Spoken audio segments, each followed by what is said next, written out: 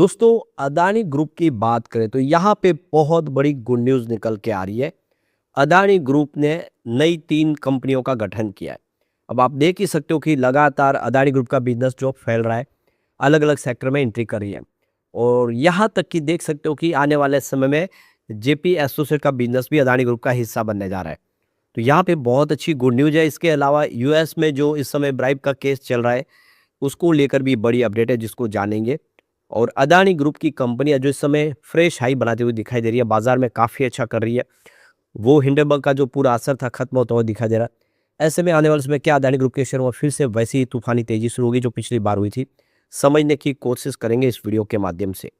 लेकिन फ्रेंड्स, उससे पहले अगर आप पहली बार हमारे चैनल पे आए तो चैनल को सब्सक्राइब कर दीजिए, एक बेल आइकॉन दबा दीजिए ताकि जब भी नया वीडियो बने पहला नोटिफिकेशन आपको मिले। वीडियो पसंद आए तो लाइक से जरूर कीजिए।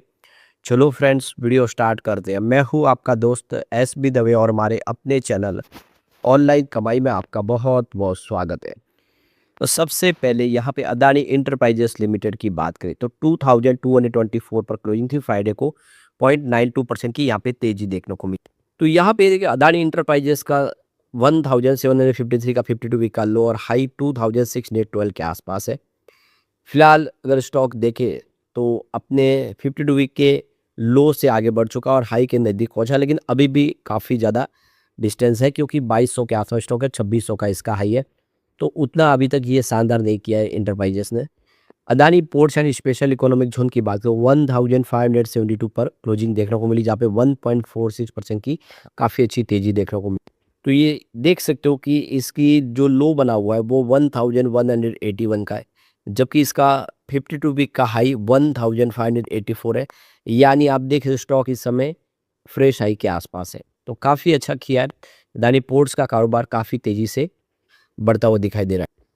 अदानी पावर की बात करें तो 197.95 पर क्लोजिंग थी, 2.46% की अच्छी तेजी देखने को मिली। अब यहाँ पे देख ही सकते हो कि फ्राइडे को इसने एक नया फ्रेश हाई बनाया 200 का। 100 रुपये का स्टॉक 200 तक पहुँच चुका है। यहाँ पे दुगना हुआ है स्टॉक काफ़ी कम समय में और काफ़ी तेज़ी से बढ़ रहा है इसका कारोबार। अदानी ग्रीन एनर्जी लिमिटेड की बात करें तो 1127 पर क्लोजिंग थी और 0.72% की तेजी देखने को मिली फ्राइडे के दिन। तो यहाँ पे आप देखो कि 765 का 52 वीक का लो है, जबकि हाई 1177 का 52 वीक का। तो स्टॉक आप देखें 1140 के आसपास आपको देखने को मिलेगा यहाँ पे फ्राइडे के दिन पे। इसका मतलब स्टॉक अपने 52 वीक के हाई के आसपास है, काफ़ी अच्छा करता हुआ इस समय दिखाई दे रहा है। तो यहाँ पे हम उम्मीद कर सकते हैं कि आने वाले समय ये स्टॉक भी बेहतर करेगा। अब यहाँ पे जो बड़ी गुड न्यूज़ निकल के आ रही है, अदानी ग्रुप ने 3 नई कंपनियाँ बनाई है और इसका असर अब आप देख सकते हो कि मंडे को कारोबार में देखने को मिल सकता है। तो अडानी इंटरप्राइजेस के बैनर तले 3 नई कंपनियां बनाई है। इन कंपनियों में होटल, रियल एस्टेट प्रोजेक्ट के लिए ये बिजनेस शुरू करेंगी ये कंपनियां। तो ये देख सकते हो कि अदानी ग्रुप की कंपनी अदानी इंटरप्राइजेस ने ये जो बड़ा एक शानदार फैसला किया है, इसका असर अब देख सकते हो कि देखने को मिलेगा क्योंकि अब यहाँ पे होटल यूनिट शुरू की जाएगी और रियल एस्टेट डेवलपमेंट के प्रोजेक्ट शुरू की जाएगी और इसके लिए 3 पूर्ण स्वामित्व वाली नई कंपनी बनाई गई है। तो ये काफ़ी ज़बरदस्त फैसला किया गया है। सो कंपनी ने ये जो कदम है एयरपोर्ट सिटी विस्तार रणनीति के तहत उठाया गया है। अदानी एयरपोर्ट सिटी लिमिटेड ने Adani Navi Mumbai airport city limited, Adani Guwahati airport city limited और Adani Ahmedabad airport city limited का गठन किया है। ये 3 जो नई कंपनियां हैं ये रियल एस्टेट गतिविधियां देखेगी। इसके अलावा भवन निर्माण, होटल विकास का काम करेगी। इनमें इंटीग्रेटेड रेस्टोरेंट, बैंक्वेट और बिजनेस सेंटर भी शामिल होंगे। यहाँ पे कंपनी ने ये स्पष्ट नहीं किया है कि ये होटल एयरपोर्ट के पास बनाए जाएंगे या नहीं। तीनों कंपनियों की पेड अप कैपिटल 10 लाख रुपए रखी गई है और ये पूरी तरह से अदानी एयरपोर्ट सिटी लिमिटेड के स्वामित्व में है। अदानी एयरपोर्ट होल्डिंग लिमिटेड को 2019 में स्थापित किया गया था और ये देश की सबसे बड़ी एयरपोर्ट इंफ्रास्ट्रक्चर कंपनी है। इसके 8 एयरपोर्ट देश भर के कुल यात्रियों का 25% और एयर कार्गो का 33% संभालते हैं। तो ये अहमदाबाद, लखनऊ, मैंगलोर, जयपुर, गुवाहाटी, तिरुवनंतपुरम एयरपोर्ट का संचालन करती है। इसके पास मुंबई इंटरनेशनल एयरपोर्ट में 73% की हिस्सेदारी है, जो आगे नवी मुंबई इंटरनेशनल एयरपोर्ट में 74% की हिस्सेदारी रखता है। अदानी समूह ने 2030 तक करीब $15 बिलियन का एयरपोर्ट विस्तार प्लान भी बनाया है, जिससे इनकी जो क्षमता बढ़कर 200 मिलियन यात्रियों तक पहुंच जाएगी, यानी $15 बिलियन का भारी भरकम निवेश करेगी एयरपोर्ट के बिजनेस में कंपनी। तो नवी मुंबई एयरपोर्ट हाल में ही शुरू किया गया है, जिसकी शुरुआती क्षमता 20 मिलियन यात्रियों की है। कंपनी का लक्ष्य एयरपोर्ट को 60% से ज़्यादा बढ़ाना है, क्योंकि भारत में 2030 तक हवाई यात्रियों की संख्या 300 मिलियन तक होने का अनुमान है। तो काफ़ी अच्छी गुड न्यूज़ है, 3 नई कंपनी अब आने वाले इसमें काम करेगी। तो ऐसे में आप देखिए जो फैसला बहुत बेहतर है। अभी एक जो बड़ी अपडेट निकल के आ रही है, अदानी का जो रिश्वतखोरी का जो केस है, जो यूएस में दर्ज हुआ है, उसमें गौतम अदानी, सागर और एसईसी ने न्यूयॉर्क में कोर्ट में क्या कहा है, तो ये देख लो, इसकी जानकारी निकल के। तो ये देखिए, अमेरिकी प्रतिभूति सुरक्षा आयोग है जो एसईसी, और गौतम अदानी ने न्यूयॉर्क की कोर्ट में अपनी वित्तीय धोखाधड़ी मामले में सुनवाई बढ़ाने का अनुरोध किया। दोनों पक्षों ने अदालत में एक नया ब्रीफिंग शेड्यूल प्रस्तावित किया है, यानी दोनों चाहते हैं कि इस मामले में सुनवाई आगे बढ़े। तो अभी देखो कि अमेरिकी प्रतिभूति और विनिमय आयोग तथा अदानी समूह के चेयरमैन गौतम अदानी और उनके भतीजे सागर अडानी ने अमेरिकी अदालत से दस्तावेज दाखिल करने के लिए अतिरिक्त समय मांगा है। दोनों पक्षों ने मिलकर जज निकोलस जी और गौरव फिश की कोर्ट में नया संशोधित ब्रीफिंग शेड्यूल प्रस्तुत किया है। तो ये देखिए, नवंबर 2024 में यहाँ पे एएसईसी ने गौतम अदानी और सागर अडानी पर मुकदमा दर्ज किया था।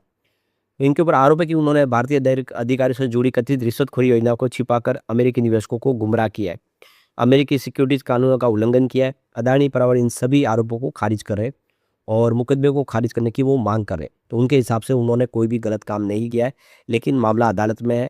तो इस पूरे मामले को देखें तो यहाँ पे प्रतिवादियों यानी गौतम अदानी और सागर अदानी की से जो मोटन टू डिसमिस 8 जून तक दाखिल की जाएगी, और एसईसी अपनी संशोधित शिकायत या विरोध 7 अगस्त तक दाखिल करेगा।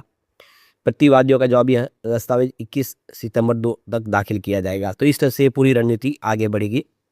तो यहाँ पे प्री मोशन कॉन्फ्रेंस के संभावित तारीखें 20 मई, 22 मई और 29 मई प्रस्तावित की गई है, जो अदालत की उपलब्धता पर निर्भर करेगी। जनवरी में स्वीकृत पुराने शेड्यूल में मोटन टू डिसमिस की अंतिम तिथि 30 अप्रैल और एसईसी के जवाब देने की 29 जून की तारीख है। तो ये देख सकते हो कि अब किस तरह से मामला आगे बढ़ेगा। यहाँ पे गौतम अदानी की तरफ से क्लियर किया गया है, उन्होंने कोई कानून का उल्लंघन नहीं किया, उन्होंने कोई रिश्वत नहीं दी है। तो ये उनको कोर्ट में साबित भी करना होगा। दूसरी तरफ देखें तो यहाँ पे जेपी एसोसिएट लिमिटेड, वेदांता और अदानी ग्रुप का मामला national company law tribunal appellate में, यानी एपिलेट ट्रिब्यूनल के पास इसकी सुनवाई हो रही है। और इसमें जो रिजोल्यूशन प्रोफेशनल है आरपी, उन्होंने ये बात क्लियर की है कि वेदांता की तरफ से जो बातें फैलाई जा रही है कि उनको सबसे ज़्यादा बोली वाले घोषित किया गया, ये बात गलत है। कोई भी औपचारिक घोषणा नहीं हुई थी, हमने डायरेक्ट अदानी ग्रुप को ही यहाँ पे विनर डिक्लेयर किया है। अब इस मामले की जो सुनवाई है फिर से सोमवार को होगी, उसमें देखना होगा क्या फैसला होगा। लेकिन जो अब सिनेरियो बन रहा है वो क्लियर है कि अदानी ग्रुप का ही हिस्सा बने जा रही है जेपी एसोसिएट, यानी आने वाले इसमें आप देखें तो इसका बिजनेस और बढ़ेगा, चाहे वो पावर का बिजनेस हो, अदानी पावर को फायदा होगा, चाहे सीमेंट का बिजनेस हो जिसमें कंपनी के पास सीमेंट के प्रोजेक्ट है, और रियल एस्टेट बिजनेस में एंट्री कंपनी कर चुकी है, इनके पास बहुत सारे प्रोजेक्ट है जेपी एसोसिएट है, उनका भी फायदा हो सकता है। तो आने वाला समय अदानी ग्रुप के लिए काफ़ी बेहतर हो सकता है। लेकिन फ्रेंड्स, कोई भी इन्वेस्टमेंट करने से पहले अपने फाइनेंशियल एडवाइजर से एडवाइस ले ले या अपना खुद का रिसर्च करें, क्योंकि मैंने वीडियो आपके एजुकेशनल पर्पज़ के लिए ही बनाया। वीडियो पसंद आए तो लाइक से जरूर कीजिए और चैनल को सब्सक्राइब कर दीजिए। Thank you friends.